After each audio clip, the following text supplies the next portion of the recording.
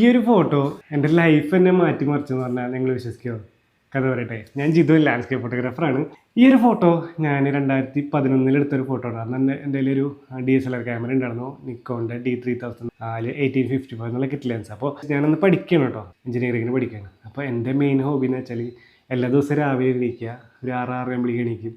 എന്നിട്ട് ഈ എൻ്റെ പറമ്പിലൊക്കെ കിടന്ന് നടന്ന് അവിടുത്തെ ഫോട്ടോസൊക്കെ എടുക്കുക. അന്ന് എനിക്ക് അവൈലബിൾ ആയിട്ടുള്ള എൻ്റെ മോഡൽസൊക്കെ ഉണ്ട്, പ്രാണികൾ, പല്ലി, പൂച്ച, സാധനങ്ങളൊക്കെ. അപ്പോൾ അതിൻ്റെയൊക്കെ ഫോട്ടോസ് എടുക്കാം. വൈകുന്നേരം ആകുമ്പോഴേക്കും ഫേസ്ബുക്കിൽ അപ്ലോഡ് ചെയ്യാം. അപ്പോൾ ഫേസ്ബുക്കിൽ ലൈക്കും കമൻറ്റൊക്കെ കിട്ടുന്ന നമുക്ക് ഭയങ്കര സന്തോഷമാണ്. അപ്പോൾ അതായിരുന്നു എൻ്റെ റൂട്ടീൻ. അത് 3 കൊല്ലം 4 കൊല്ലം ഇത് തന്നെയായിരുന്നു കേട്ടോ എൻ്റെ റൂട്ടീൻ. അപ്പോൾ വീട്ടുകാർക്കൊക്കെ എന്നും ചീത്ത പറയും, നീ സമയം കളയാൻ പഠിക്കില്ല, ക്യാമറയും പിടിച്ച് നടക്കാൻ പറഞ്ഞിട്ട് കുറേ ചീത്ത പറയും. പക്ഷേ ഈ ഒരു ഫോട്ടോ ഇട്ട പിന്നെ നീതു എന്നുള്ളൊരു ഫ്രണ്ട് എൻ്റെ അടുത്ത് മെസ്സേജ് അയച്ചു, നമുക്കൊരു കാര്യം ചെയ്താൽ നമുക്കൊരു ഇങ്ങനത്തെ ഫോട്ടോസിൻ്റെ ഒരു കളക്ഷൻ നിൻ്റെ കയ്യിലുണ്ടല്ലോ, അപ്പോൾ നമുക്കൊരു പേജ് ഇതിനു വേണ്ടി മാത്രമായിട്ട് തുടങ്ങിയാലോ എന്ന് ചോദിച്ചു. അപ്പോൾ ഞാൻ ഓക്കെ, നമുക്ക് തുടങ്ങാൻ പറഞ്ഞപ്പോൾ ഞാനും പിന്നെ നീതു പിന്നെ എൻ്റെ വേറൊരു ഫ്രണ്ട് കൂടി ഉണ്ട്, പ്രീതം എന്നുള്ള ആളുടെയും കുറേ കളക്ഷൻസ് ഉണ്ട്. അപ്പോൾ ഞങ്ങൾ 3 ആൾ കൂടിയിട്ട് പേജ് തുടങ്ങാൻ കേട്ടോ.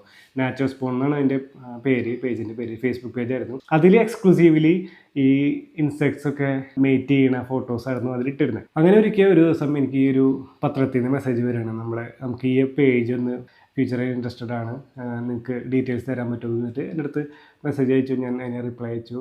എന്നിട്ട് നമ്മുടെ ഡെക്കാൻ ക്രോണിക്കിൾ എന്നുള്ള പേപ്പർ ഉണ്ടല്ലോ, അതിലെ കൊച്ചിൻ എഡിഷനിൽ ഒരു ന്യൂസ് വന്നു. അങ്ങനെ ഈ ഫോട്ടോസും പിന്നെ ഈ നാച്ചുറൽ സ്പൂൺ എന്നുള്ള പേജിനെ കുറിച്ചിട്ടൊക്കെ ഒരു ന്യൂസ് വന്നു.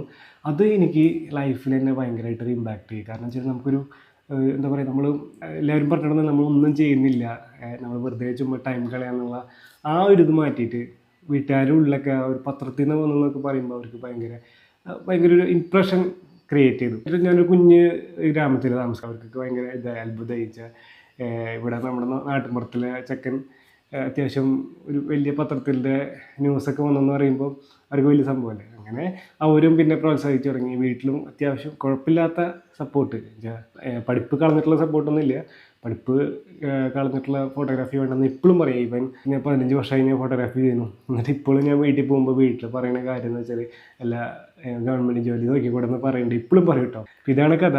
അങ്ങനെ എനിക്ക് ലൈഫിൽ കുറച്ചുകൂടിയും എന്താ പറയുക, കോൺഫിഡൻസ് ലെവൽ കൂട്ടാനും ആൾക്കാരുടെ ഇടയിൽ ഒരു ഇംപ്രഷൻ വരാനും വേണ്ടിയിട്ട് ഹെൽപ്പ് ചെയ്തിട്ടുള്ള ഫോട്ടോ ഉണ്ട്.